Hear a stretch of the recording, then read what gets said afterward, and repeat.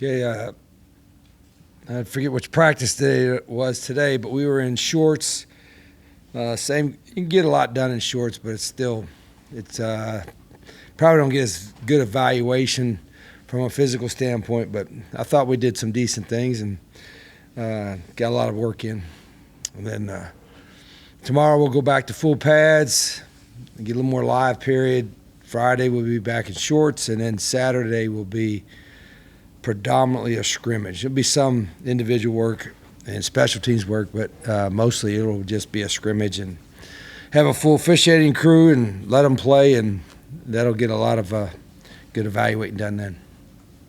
So, Rich, yesterday we got to talk to Ryan Garrett, so it brings up wide receivers. So, obviously your thoughts just in general, but also a few of the specific ones, including the guy that came with you from Jacksonville State, Cam Vaughn. What's his ceiling? How does he look so far? How good can he be? Yeah, we have actually three that came, right, with Jack State. Yeah. Cam, Jordan McCants, and Gerard Bowie. And Gerard's mostly in the slot. Jordan could play all of them, and Cam is playing all of them too. He's playing a little bit of slots too. But Cam's an athletic guy, was a high school quarterback, had a pretty good year for us last year, and still hasn't come close to reaching his ceiling. I mean, one of the fastest guys we got, and so and he could take hard coaching because I've been on him for a couple of years. But glad he's here. He had a pretty good day today. But all those guys, and I told them all three of those guys, the expectations from me or us are a little bit higher because they know the system, know how the operation works, and so they should take the next step in their development this year. Is he your best deep threat, or do you have others? We have others. I mean, Jade Bray can run. Justin Smith-Brown can run. Christian Hamilton can run. Logan Ramper's a big physical guy. He's a 215, 220-pound guy. And then Jarrell Williams and Preston Fox has been. And I'm glad he came back because he'll help us in, both inside and outside, and in the return game. So we got a pretty solid group. And then our slot. This is as good a selection of slots I've had. When you look at Rodney Gallagher and Man Singleton and Gerard Bowie and even Armani Weaver. I mean, they're not big guys. Rodney's got good size, but we got some pretty dynamic slots, I think. You're practicing a lot of guys. How much do you need to see before you start narrowing it down a little bit? It's a fair question. The reality is I hope we don't have to narrow it down. It's as crazy as that sounds. I mean, obviously you got to have you can only put 11 out there, but I'm serious when I told the team, and I've told you all, like, whatever the record is for the number of players playing the most plays collectively in a season, that's what I'd like to do. I mean, I like to play 80 guys in every game, but you got to be good enough to win with. We're not going to play a guy just to play a guy. But because, the way we do stuff, we're that obviously gives you depth, but we're hoping over the next 2 weeks that, we don't just have, we only have 15 guys on this side or 12 guys on this side of the ball ready to win with. I think we can have more than that. Is that largely dictated by the tempo? Not really. It's really just philosophy-wise of kind of, we try to be, kind of demanding in practice and run them, but we roll guys in and out.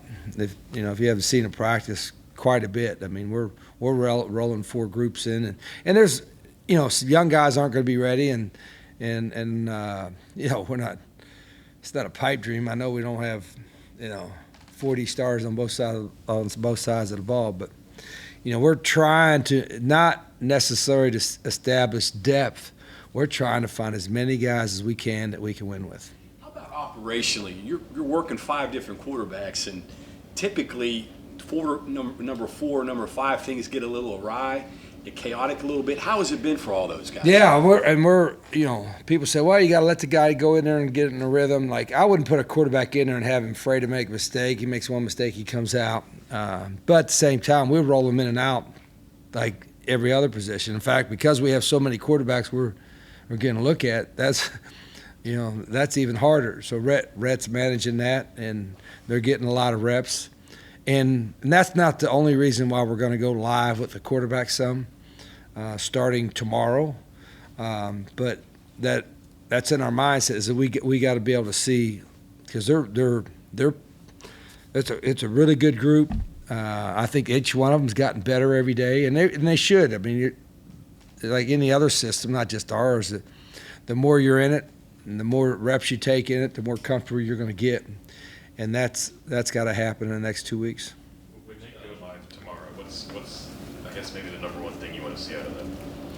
Just running the offense and,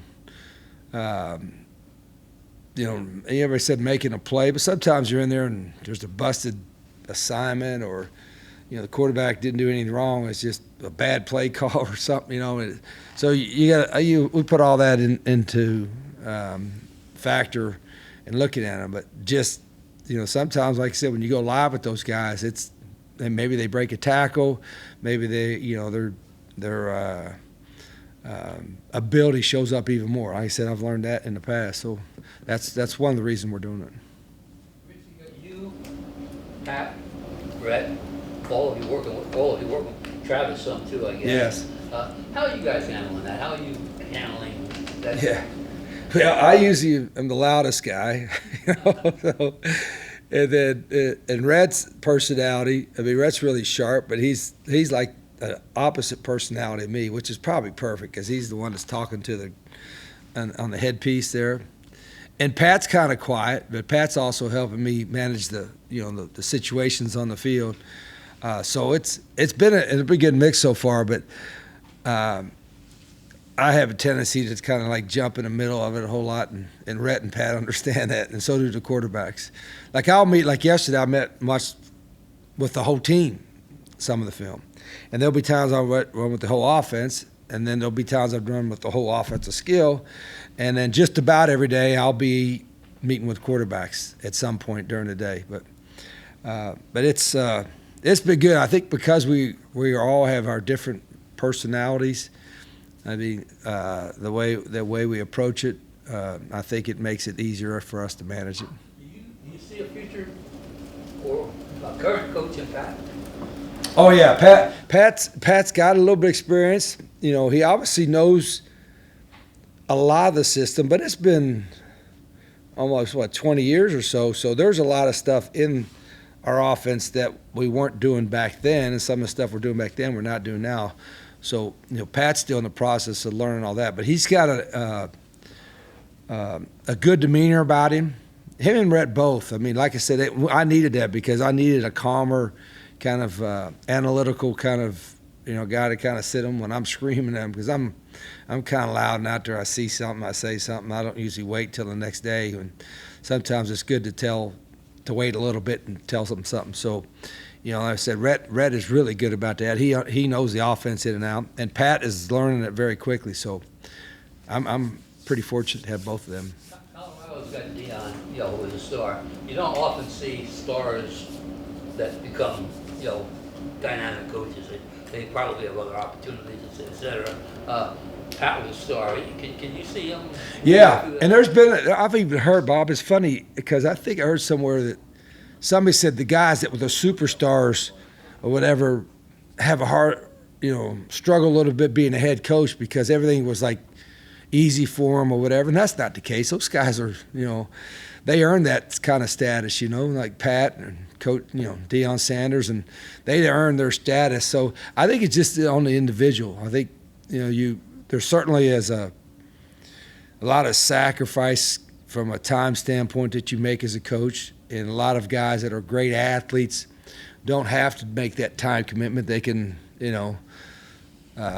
do something that isn't as all-consuming as coach is. So a lot of them don't look to go in that track. They go in a different track.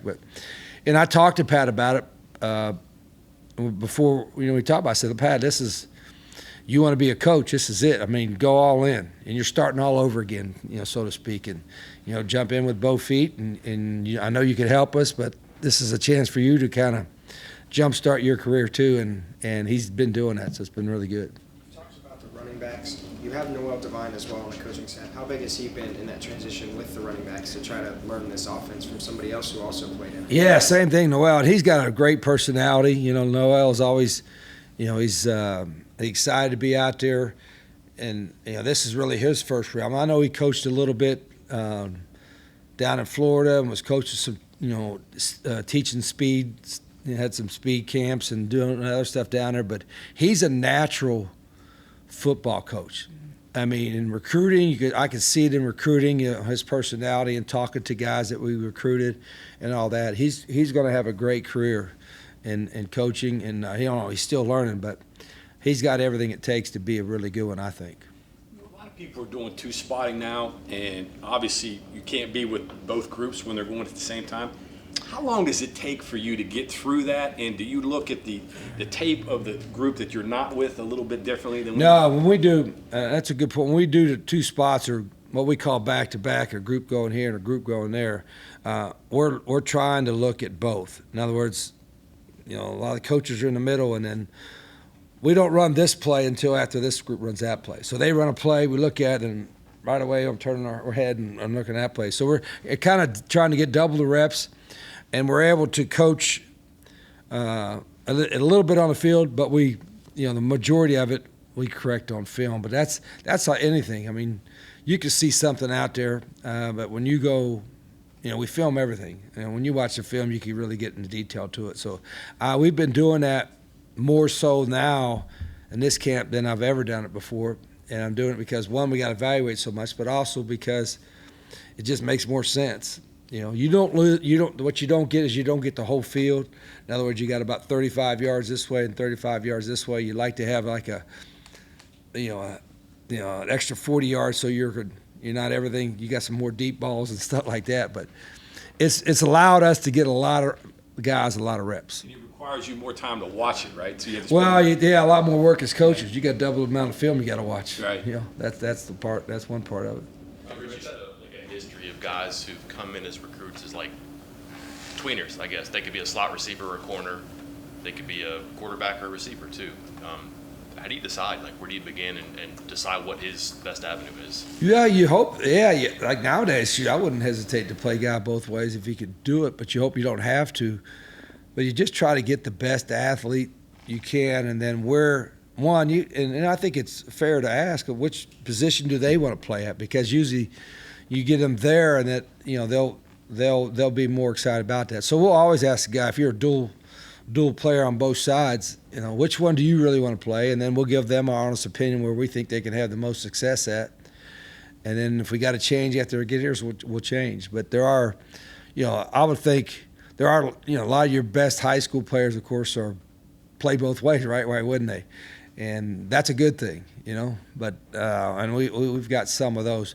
I don't think, and to your point, there's not really, and there's usually is some guys that we're looking at like, maybe we'll switch them from one side to the other. Right now, I don't think there's that many that we're looking at that. And it's not because they don't have the ability. It's just because I think we got some competition in all of them. Just two guys you've named are different. Like Weaver could have been a corner. Yeah. Looks like he fits in slot, and then Vaughn. You say speed and quarterback. That sounds pretty inviting. And he had to become a good receiver. How did those end up going those ways? Yeah, when we were recruiting Cam Vaughn out of there, and he was a good athlete, we told him right from the jump, said, listen, you might get a day or two or a week or two at quarterback, but we think you could help us a lot earlier at wideout. And that's exactly what happened. He moved right away. And I sometimes forget that Cam doesn't have a lot of experience at receiver, and didn't have a lot until we played at Jack State. And that's why I think his ceiling is still way out there. Weaver? What's that? Weaver, I like what Devon's done at the slot. I think his future is right there. Coach Neal was at practice the other day. Yeah. Can you just talk about your relationship with him post West Virginia and now that you're back? Yeah, I mean, obviously I played for Coach when this place was first built. Worked here as a volunteer assistant, as a student assistant first, and then a few years after that as a volunteer assistant, and then obviously took over for Coach when he retired. So we kept in touch a little bit. When I was in, a few times I was back up this way. He called me a couple times on some guys, but it's great to see him. He's obviously a legend here and did a lot of things for our program.